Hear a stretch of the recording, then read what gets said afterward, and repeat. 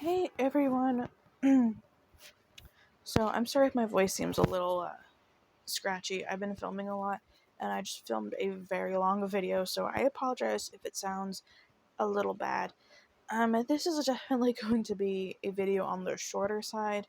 There's not a whole lot of information. One, because it's unsolved. They have really no information about this case. I could find hardly anything.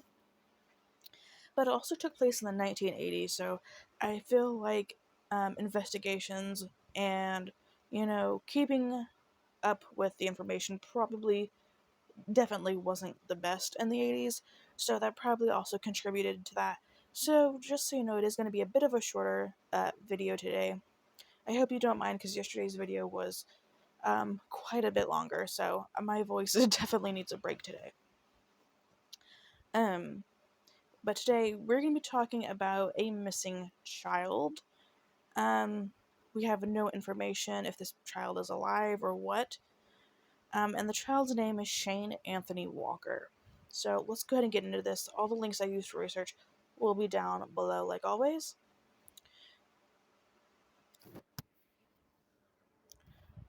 So, Shane was born on December 7th, 1987, in New York, New York.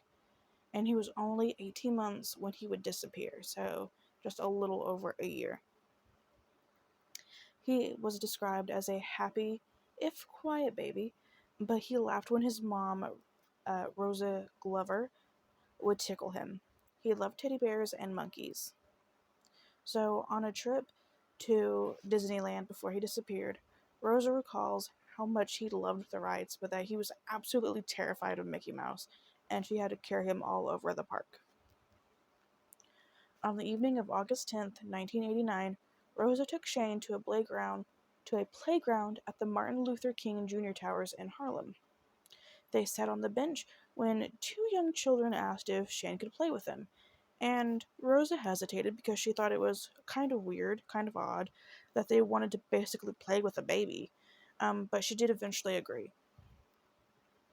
While he was playing, an unknown man sat beside her and started a conversation with her. And this conversation was about the recent child abductions in the area. So, some red flags. So, the man also showed her scars that he had received in fights, which I feel like that's just, you don't do that with strangers, but that's what he did. Eventually, Rosa realized that she couldn't see Shane anymore and that he was not at the park. So, she frantically began to search the playground and nearby parks, and when she couldn't find him, she did call 911, and she called them at 6:30 p.m. So, the police did speak to the children that were seen with Shane at the park, and that they said they had left him at the park that they were at, and then they went to a different one. So they did not take him with them, and they didn't know where he was, so they didn't know anything. They also spoke to the man that was with Rosa. By the way, this man is unnamed. We don't know his identity at all. But he was unable to provide any information, and there was no evidence to implicate him in the disappearance. So the police did conduct a search across the parks, the apartment towers, and the neighborhood, but it brought up no clues. Shane's disappearance has been often connected to other abductions, that of Christopher Danby, a situation that was very similar to him, because it also took place in a similar area and around a similar time, like time and day, like in the evening. And another case that was similar is Andre Bryant, who was abducted in Brooklyn in 1989. Shane's parents still live in the same neighborhood, and they believe that Shane is alive.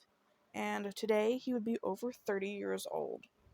Age progression photos have been released of him, and I will have those on the screen so you can take a look at them. When Shane went missing, he stood at about 3 feet tall. He was about 23 pounds. He had black hair that was braided. And that's everything I have for you on Shane Anthony Walker. That is it. So, like I said, I will post photos. The the age progression photos and him as a baby, there's not really a whole lot of photos of him as a baby. I think there's only like one or two. But if you were an adult around this time in New York, maybe you've heard of this case, um, and maybe you've seen something, maybe you know some weird stuff that was going on, and maybe you've seen Shane around. Maybe he is still out there. But other than that, we really have no information. There's been no clues if he's still alive. I don't even know if they're still investigating. I couldn't find if the case was still open or if it was cold. But as far as we know, no suspects, no clues, no body, just nothing. Like, there's just been nothing. So it's at this point where I turn it over to you guys. What do you think happened? Do you think Shane could still be alive? Do you think, he was just taken and he's been kept somewhere? Because he's so little, he probably wouldn't even know if he had been kidnapped. Do you think maybe, unfortunately, he could have been harmed? Do you think that weird man could have had something to do with it? And do you think those kids could have been a distraction? I saw that those were kind of like some theories that, like, those kids could have been used as a distraction to get him away from Rosa, and then that man would come in and all that kind of stuff. Like, I saw that that was kind of like a theory that people were putting out.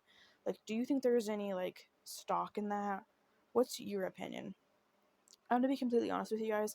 I know that there was no evidence to implicate him, but I feel like that man was just really fishy.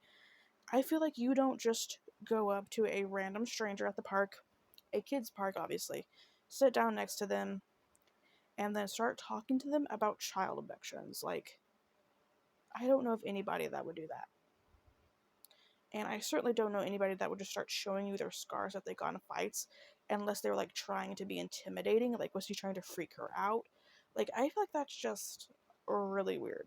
Throwing up some weird flags, and maybe he was just a weird dude. Not saying he did anything, but I just want to say that my opinion is that maybe he was trying to get her attention away. I don't know. But what do you guys think? Let me know down below. I think it's super, super sad that, his parents are still in the same neighborhood. Like, they're still holding on to that hope, like, 30 years later, that their baby's gonna come home. And I wish that was true. Like, I wish that they would get some answers. Like, if he's alive or just something. Like, I bet that would make them so happy to just get some answers. And who knows? Maybe something will come up one day. I truly hope it does. But that's going to be all from me today, guys. That was the case of Shane Anthony Walker. Thank you so much for listening to a story. Like I said, please leave your thoughts down below, your theories. I really want to hear them. And I will see you guys tomorrow. Bye, guys.